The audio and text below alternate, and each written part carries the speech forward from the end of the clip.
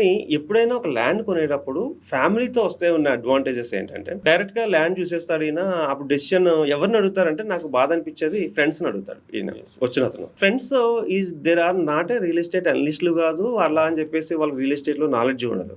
So వాళ్ళు ఏం చేస్తారంటే అరే షాద్నగర్ అంత దూరం వెళ్ళి ఎందుకు పెడతావు అంటే కామన్గా వచ్చేవాడు అంత దూరం ఎందుకు దూరం అంటారు. నెక్స్ట్ లేదంటే నేను కూడా వస్తానంటాడు. వచ్చిన తర్వాత నిజంగా చెప్తాను చాలా డీల్స్ మేము ఫ్రెండ్స్ వస్తే పెట్టాం, సైట్ విజిటే పెట్టాం అనమాట. సైట్ విజిట్ రావాలంటే ఫ్యామిలీ రావాలి మీరన్నా రండి అని చెప్తాం. ఎందుకంటే నేను చాలా డిసైడ్ చేస్తారు వీళ్ళతో పాటు ఎవరు వస్తున్నారు అనేది ఫస్టే ఫోన్లో అడుగుతాం. అంటే సైట్ విజిట్లో వాళ్ళు లొకేషన్ తీసుకునేటప్పుడే సో ఫ్యామిలీతో వస్తున్నారా అనేది మా ఫస్ట్ క్వశ్చన్.